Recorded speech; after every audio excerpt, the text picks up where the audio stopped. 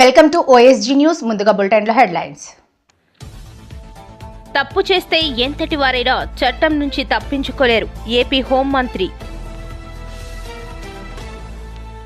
ప్రజాహిత బడ్జెట్పై YCP బురద రాజకీయం చేస్తుంది. TDP MLC Panchumarthi. కూటమి ప్రభుత్వం మేధావులు బడ్జెట్ ప్రవేశపెట్టింది. టీడీపీ నేత గండి బాబ్జీ. ఆంధ్రప్రదేశ్లోని మున్సిపాలిటీలకు మంత్రి పొంగూరు నారాయణ శుభవార్త.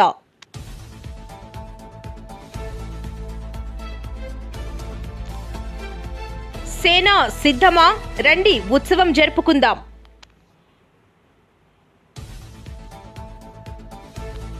విశాఖ గాజువాక పీడీఎస్ బియ్యంను పట్టుకున్న సర్కిల్ 3 పౌర సరఫరాల అధికారులు. ఆర్థిక మంత్రి పయ్యావుల కేశవ్ ప్రవేశపెట్టిన బడ్జెట్ చంద్రబాబు మార్క్ వంచన మోసానికి ప్రతిబింబంగా ఉంది. మాజీ మంత్రి గుడివాడ. ఎన్నికల హామీల అమలుకు బడ్జెట్లో కేటాయింపులు ఎక్కడా? ఏపీ రాష్ట్ర బడ్జెట్ చాలా విచారకరమైంది. ప్రజాశాంతి పార్టీ అధ్యక్షుడు కేఏ పాల్. రాష్ట్ర బడ్జెట్ బుక్ చూస్తే కలర్ ఎక్కువ, కంటెంట్ తక్కువ కనిపిస్తోంది. మాజీ మంత్రి బుగ్గన. తప్పు చేస్తే ఎంతటి వారైనా చట్టం నుంచి తప్పించుకోలేరని ఏపీ హోంమంత్రి వంగలపూడి అనిత హెచ్చరించారు. సమాజంలో విద్వేషాలు రెచ్చగొట్టేలా మాట్లాడే వారిని ఎట్టి పరిస్థితుల్లో ఉపేక్షించబోమని పేర్కొన్నారు. అనంతపురంలో ఆమె మీడియాతో మాట్లాడారు. అంటే స్క్రిప్ట్ ఎవరిది చదివినా శిక్ష అయితే అతనికే కదా పడుతుంది. అనుభవించే రాజు ఆయనే కదా, అది వేరే కదా. అది ఎవడేదైనా ఏదైనా చదవచ్చు, కానీ అనుభవించే రాజు ఆయనే కదా అవుతున్నాడు. ఓకేనండి, నేను ఒకటి అడుగుతున్నానండి మిమ్మల్ని, డైరెక్ట్ క్వశ్చన్. పోసాని మాటల్ని టాలరేట్ చేసి అయ్యో పాపం అనుకునే ఒక్క మనిషిని తీసుకురండి, మేము ఆలోచిస్తాం ఒకసారి మాట్లాడడానికి. పోసాని మాటలు ఇష్టానుసారంగా మాట్లాడిన తర్వాత సభ్య సమాజం తలదించుకునే విధంగా సాధారణంగా అనకూడదు, కానీ ఇల్లిటరేట్స్ కూడా అలాంటి మాటలు మాట్లాడుకోరు. సో అవతల వాళ్ళకి మనోభావాలు దెబ్బతిన్నాయి, వాళ్ళ ఆత్మగౌరవాలు దెబ్బతిన్నాయి. పోలీస్ కేసు పెట్టారు, యాజ్ పర్ లా మేము వెళ్ళాం. ఇందులోని టార్గెటెడ్ ఏముంది? వాళ్ళు ఏం మాట్లాడలేదా? వాళ్ళు అటువంటి కామెంట్స్ చేయలేదా? మరి ఇంతకు ముందు మా మీద కేసులు పెట్టిన కేసులని ఎప్పుడు అండి? చంద్రబాబు నాయుడు గారికి మీద కేసు పెట్టారు కదా, అది ఎప్పుడు? అది 53 రోజులు తైల్లో పెట్టారు చంద్రబాబు నాయుడు గారిని తీసుకెళ్ళి ఆ రోజు. అంటే ఒకటి ఎప్పుడు కాదు, కేసు వచ్చింది, మేము యాక్షన్ తీసుకోవాలి, డెఫినెట్గా తీసుకుంటాం.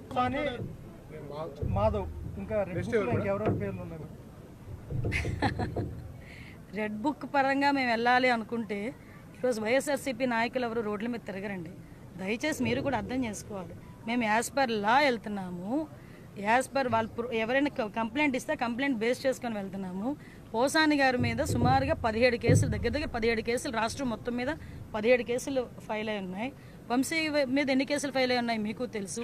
ఈ రోజుకి కూడా ఏ కేసుల్లో ఫైల్ అయినాయో మీకు తెలుసు. ఇందులోని కక్షపూరితంగా ఎన్డీఏ గవర్నమెంట్ చేయాలి అనుకుంటే వైఎస్ఆర్సీపీ నాయకులు ఎవరు కూడా బయటకు తిరగలేరు. కానీ మేము ఆ కక్ష సాధింపు ధోరణిలోకి వెళ్ళలేదు. అలాగని తప్పు చేసిన వదిలిపెట్టే ప్రసక్తి లేదు. తప్పు చేసిన వాడికి శిక్ష పడాలి, లేకపోతే భయం ఎలా ఉంటుంది? క్లియర్ చేసుకుంటాం.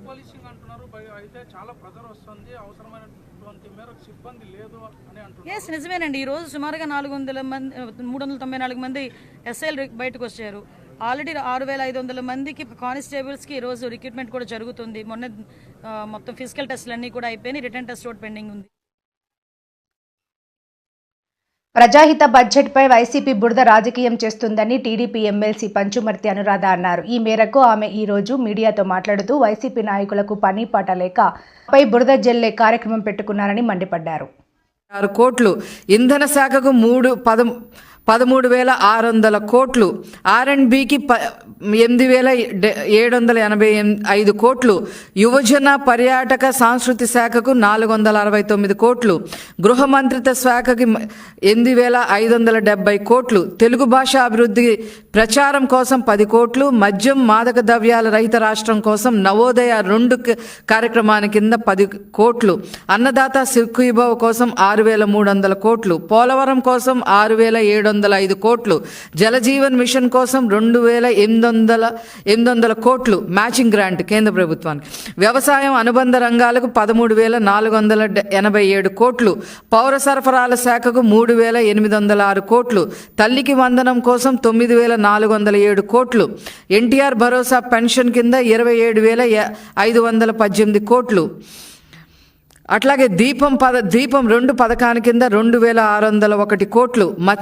మత్స్యకార భరోసాకి 450 కోట్లు, స్వచ్ఛాంధ్రకు 820 కోట్లు, డొక్కా సీతమ్మ మధ్యాహ్న భోజనం పథకానికి 3,486 కోట్లు, ఆదరణ పథకానికి 1000 కోట్లు. మీకు వచ్చిన బాధ ఏంటంట ఈ వైసీపీ వాళ్ళకి? దాని గురించి ఎంత విష ప్రచారం చేస్తున్నారంటే, పబ్లిక్గా అసెంబ్లీలో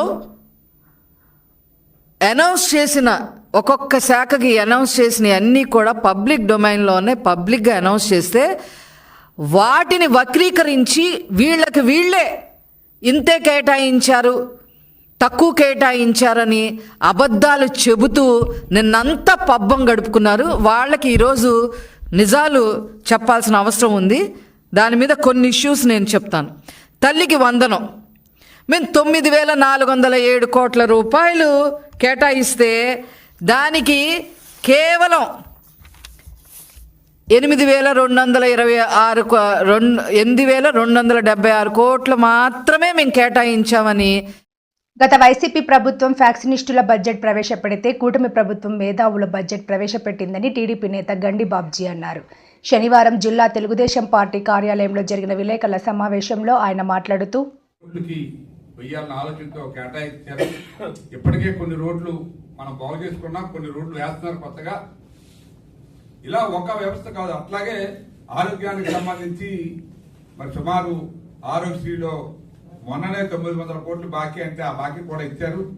మళ్ళీ దానికి కూడా సుమారు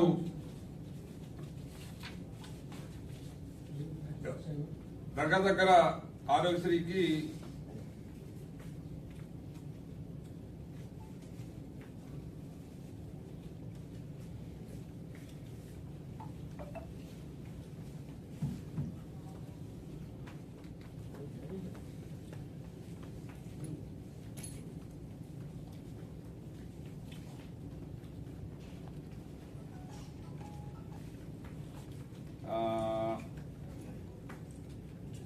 ఆదరణకి 1000 కోట్లు, మధ్యాహ్న భోజన పథకానికి 3,400 కోట్లు, తల్లికి వందనం సుమారు 9,407 కోట్లు. ఇలాగే ఈ బడ్జెట్ లో క్లియర్ గా కేటాయింపులు ఉంటే మీరు స్కాలర్షిప్స్ కి వీటికి కూడా సుమారు 3,347 కోట్లు. ఇవన్నీ ఇంత డీటెయిల్డ్ గా మీకు ఇచ్చారు. ఇంకా సస్టైనబుల్ అగ్రికల్చర్ అని చెప్పి ఈ డ్రాట్కి కానీ మిగతా అగ్రికల్చర్ డెవలప్మెంట్ కానీ సుమారు 29,650 కోట్లు ఇది కేటాయించడం జరిగింది. ముఖ్యంగా ఒక 10 పాయింట్లు టార్గెట్ పెట్టుకొని ఇవాళ గవర్నమెంట్ 2047 అని చెప్పి ఈ బడ్జెట్ లో ప్రతిపాదించి ఈ విభాగాలని అభివృద్ధి చేయాలనే ఉద్దేశంతో ప్రభుత్వం కట్టుబడి ఉంది. కాబట్టి తప్పనిసరిగా ఈ రాష్ట్రం మరొక ఎత్తుకి వెళ్తుందనే మా నమ్మకం. మరి అమరావతిలో కూడా ఇప్పుడిప్పుడే టెండర్లు వేశారు. అవి కూడా పనులు ఈ నెలలోనే ఏప్రిల్లోనే ప్రారంభిస్తారని చెప్పి టెండర్లన్నీ కన్ఫర్మ్ చేసి చెప్పడం జరిగింది. సుమారు అమరావతికి కూడా. ఆంధ్రప్రదేశ్లోని మున్సిపాలిటీలకు మంత్రి పొంగూరు నారాయణ శుభవార్త చెప్పారు. శుక్రవారం ఆయన మీడియాతో మాట్లాడుతూ బడ్జెట్లో మున్సిపల్ శాఖకు సిఆర్డీఏకు అధిక నిధులు కేటాయించినందుకు ముఖ్యమంత్రి నారా చంద్రబాబు నాయుడు ధన్యవాదాలు తెలిపారు. ముఖ్యమంత్రి గారికి ఉన్న అపార అనుభవంతో ఈరోజు ఒక్కొక్కటిని ముందుకు తీసుకొస్తూ ఆర్థిక వ్యవస్థని గాడిలో పెడుతున్నారు. ఇప్పుడు నా శాఖ తీసుకుంటే మున్సిపల్ శాఖకి ఏప్రిల్ 1 నుంచి రాబోయే ఏప్రిల్ 1 నుంచి ఏ మున్సిపాలిటీకి వచ్చే కలెక్షన్స్ ఆ మున్సిపాలిటీలో వాళ్లే ఖర్చు పెట్టుకునేటట్టుగా ఈరోజు క్లారిటీగా బడ్జెట్లో కూడా చెప్పడం జరిగింది.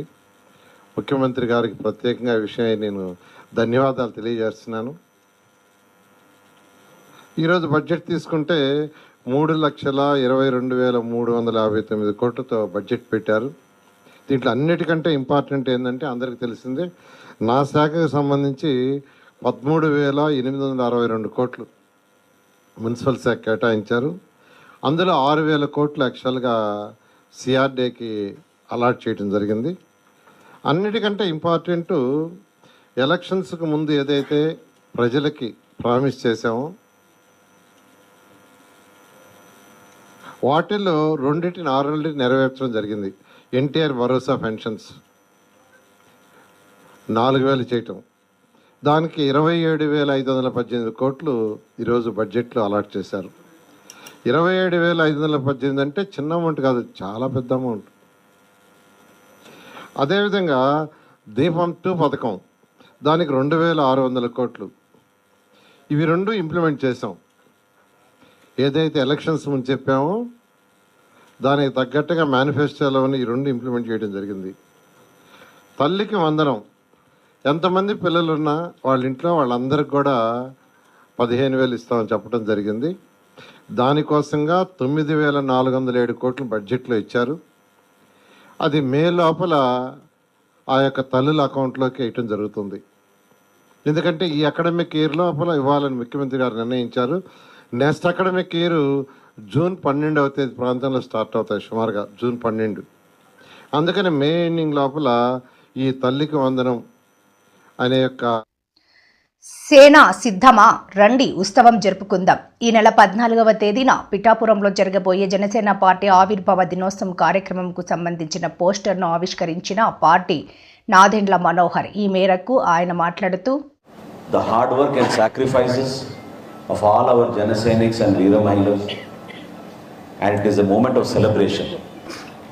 ఒక అద్భుతమైన విజయం సాధించాం.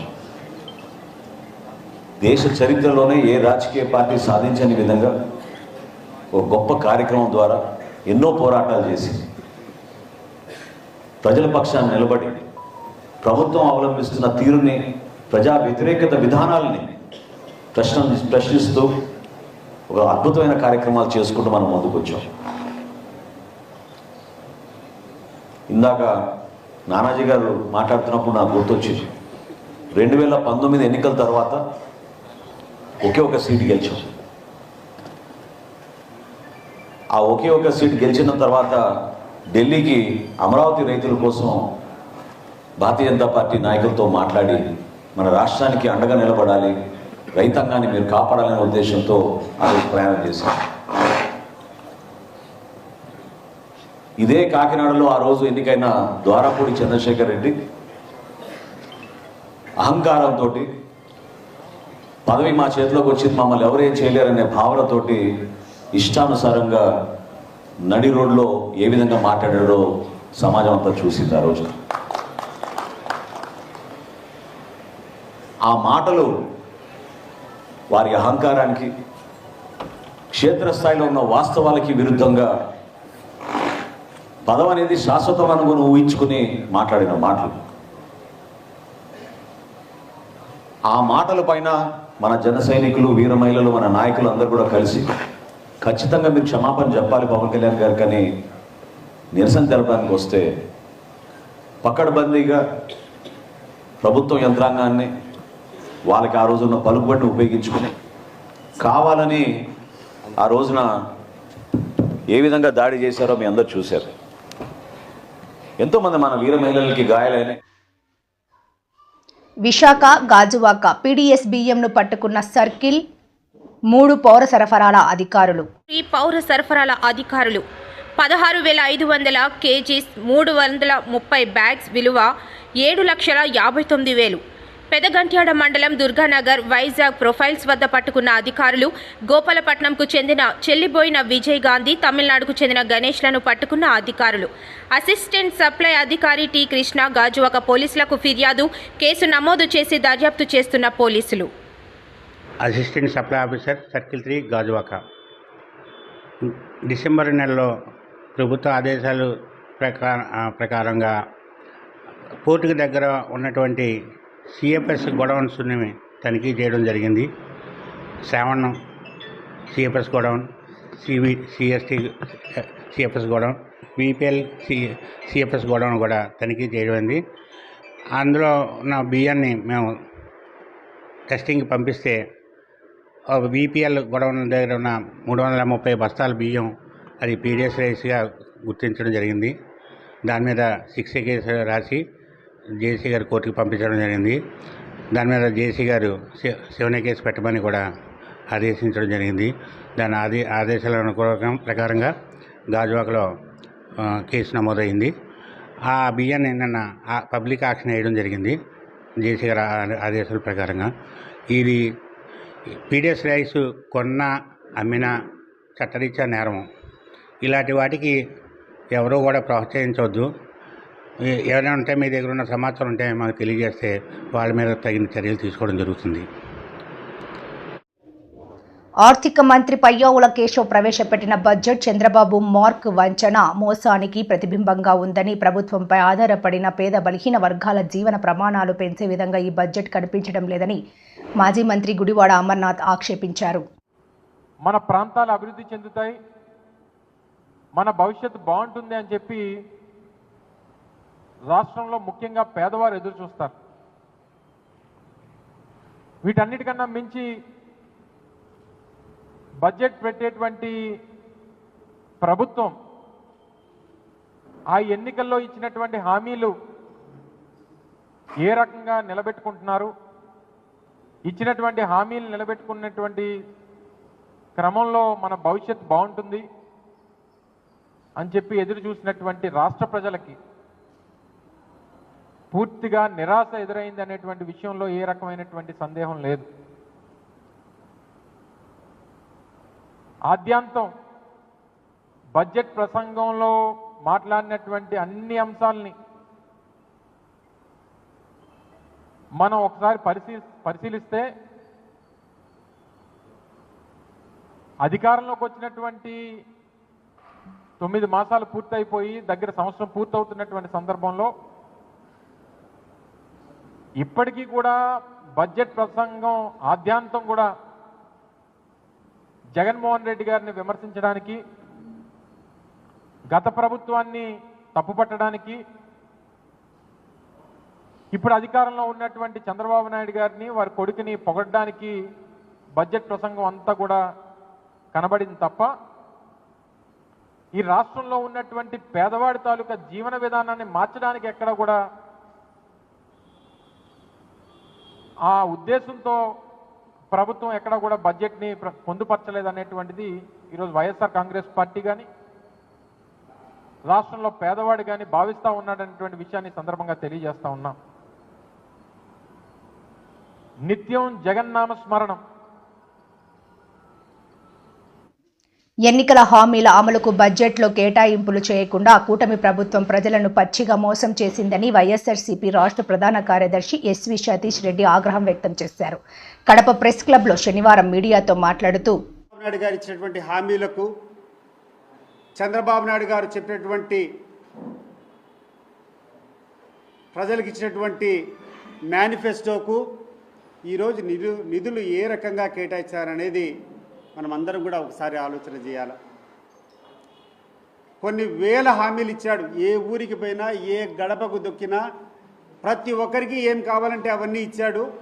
లాస్ట్ అన్నిటికంటే ముఖ్యం సూపర్ 6 నాకు ప్రాధాన్యత. సూపర్ 6ను ఎటువంటి పరిస్థితుల్లో అమలు చేస్తామని చెప్పారు. ఆ సూపర్ 6 యొక్క విషయం ఈరోజు మనం ఆలోచన చేస్తే, ఈరోజు రాష్ట్రంలో ఉన్నటువంటి ప్రతి ఒక్క నిరుద్యోగికి సంవత్సరానికి నెలకు 3,000 రూపాయలు నిరుద్యోగ భృతి ఇస్తా అని చెప్పాడు. నేను అడుగుతున్నాను ఈరోజు చంద్రబాబు నాయుడు గారిని, ఈ యొక్క నిరుద్యోగ భృతికి 1 రూపాయి అన్నా నీ యొక్క బడ్జెట్లో కేటాయింపులు చేశావా? ఇది నువ్వు ఈ రాష్ట్రంలో ఉన్నటువంటి యువతకు, నిరుద్యోగులకు చేసినటువంటి మోసం కాదా అని చెప్పి నేను అడుగుతున్నాను. స్త్రీనిధి అని చెప్పావు. రాష్ట్రంలో ఉన్నటువంటి 18 సంవత్సరాలు దాటినటువంటి ప్రతి మహిళలకు కూడా 1,500 రూపాయలు ప్రతి నెల ఇస్తానని చెప్పావు. దీనికి సంబంధించి 1 రూపాయి అన్న ఈ బడ్జెట్లో పెట్టావా చంద్రబాబు నాయుడు గారు? సార్ మీరు ఆలోచన చేయండి. ఈ రాష్ట్రంలో ఉన్నటువంటి ప్రతి మహిళ ప్రయాణం చేయాలంటే ఆర్టీసీ బస్సులు ఉచితంగా ప్రయాణం చేయొచ్చు అని చెప్పి హామీ ఇచ్చాం. ఏపీ రాష్ట్ర బడ్జెట్ చాలా విచారకరమైందని ప్రజాశాంతి పార్టీ అధ్యక్షుడు కేఏ పాల్ అన్నారు. విశాఖలోని పాల్ మాట్లాడుతూ రాష్ట్ర బడ్జెట్లో ఉద్యోగాల ప్రస్తావన లేదని, నిరుద్యోగ భృతి కోసం చర్చించలేదని అన్నారు. చంద్రబాబు, పవన్ కళ్యాణ్ మోదీని నమ్మి రాష్ట్రాన్ని నాశనం చేస్తున్నారని విమర్శించారు.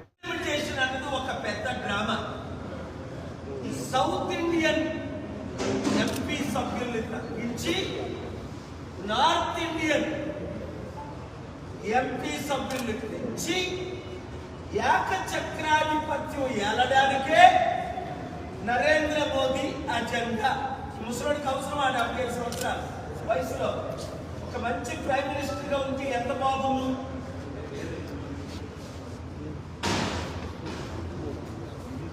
అసలు 75లో రిటైర్ అయిపోవాలి కదా వారి చట్ట ప్రకారం, బీజేపీ ఆర్ఎస్ఎస్ రూల్ ప్రకారం. దేశాన్ని ఇప్పటికే అన్ని విధాలా సర్వనాశనం చేసిన సంగతి మనకి తెలుసు. వీలైతే రేపు నేను ప్రెస్ మీట్ పెట్టి డీటెయిల్గా చెప్తాను. ఏ దేశంలో 40 లక్షల కోట్ల విలువైన ఏ కంపెనీలు ఎవరెవరికి అమ్మేశారు, ఇంకా అమ్మడానికి ఏమీ లేకుండా మిగిలిన 13 ఎయిర్పోర్ట్ ఇంక్లూడింగ్ తిరుపతి ఎయిర్పోర్టు 100 కోట్లది ఎగ్జాంపుల్, ₹1,00,00,000కి అదానికి ఎలా అమ్ముతున్నారు. ప్రపంచం అంతా నాకు మద్దతు ఇస్తుంది. దానికి రుజువు యుక్రెయిన్ యుద్ధం కొరకు 141 మంది ఓపెన్గా సపోర్ట్ చేయడం, 145 మంది ఆబ్సెంట్ అవ్వడం, కేవలం 4 దేశాలే రష్యాకు మద్దతు ఇవ్వడం. నేను చెప్తుంది ఈ 3 సంవత్సరాలు ఈ డీలిమిటేషన్ ద్వారా రాష్ట్ర బడ్జెట్ బుక్ చూస్తే కలర్ ఎక్కువ, కంటెంట్ తక్కువ కనిపిస్తోందని మాజీ మంత్రి బుగ్గన రాజేంద్రనాథ్ రెడ్డి విమర్శించారు. ఈ మేరకు మీడియాతో మాట్లాడుతూ ఎన్నికలకు ముందు ఇచ్చిన హామీలను అమలు చేసేందుకు బడ్జెట్లో చేసిన అరకొర కేటాయింపులు చూస్తే ఆశ్చర్యం కలుగుతోందని అన్నారు. పార్టీ నంబర్స్ పక్కన పెట్టి స్టేటస్ అడుగుతూ కూడా వద్దన్నారు. మీరు మంచిది, ఇంకా ఫుల్ ఫ్లెజ్డ్గా మీరు మంచి పాజిటివ్ నోట్లు చేయండి. ఎప్పుడు గత ప్రభుత్వం ప్రతి పారాకు గత ప్రభుత్వం, ఎందుకండి నెగిటివ్ నోటు? అయితే ముఖ్యంగా ఏమంటే మీరు యాక్చువల్గా ఈ ఎలక్షన్ జరిగినది ఏం బేసిస్ మీద? ఒకటి, కూటమి ప్రభుత్వం ప్రధానమైన అంశం సూపర్ 6. ఎందుకంటే మీరు ఇంటింటికి తిరిగి పేపర్ పెట్టుకొని దాని ఫారం ఫిలప్ చేసి ఇంటి పేరు ఇచ్చి ఆధార్ కార్డు ఇచ్చి తీసుకొని ఇచ్చి మొబైల్ మెసేజ్లు పంపించి ఇంకోటి చేసి నీకు 15, నీకు 18, నీకు 18, నీకు 20, నీకు 15 అని లెక్కలేసి ప్రతి ఇంటికి పోయి ఒకసారి కాదు ఎన్నోసార్లు పలుసార్లు ఇంటికి పోయి నీ ఇంటికి 1,00,000 వస్తుంది, నీ ఇంటికి 2 లక్షలు వస్తుంది, నీ ఇంటికి 3 లక్షలు వస్తుంది అంటే పాపం ప్రజలు కూడా నమ్మినట్టున్నారు. ఎందుకు నమ్మినట్లున్నారంటే 2019 నుంచి 24 వరకు వైసీపీ ప్రభుత్వంలో జగన్మోహన్ రెడ్డి గారు చెప్పిన ప్రకారంగా క్యాలెండర్ పెట్టి మరి వాగ్దానం చేసిన ప్రతి ఒక్కటి మేనిఫెస్టోలో ఉన్న వాగ్దానాలన్నీ కూడా పూర్తి చేయడం జరిగింది. బహుశా ప్రజలు అనుకోని వచ్చునేమో ఇదేదో ఉంది కదా సెట్ సిస్టమ్, ఈ సిస్టమ్ ప్రకారం వస్తాయని. ఎందుకంటే మానవుడు కూడా ఆశాజీవి కదా. అండ్ ఇంతమంది పాపం పేదరికంలో ఉండేవాళ్ళు, మధ్యతరగతి వాళ్ళు ఎంతో కొంత ఒకవేళ ఆశ పడిండొచ్చు. ఎందుకంటే పలుసార్లు మోసపోయినారు.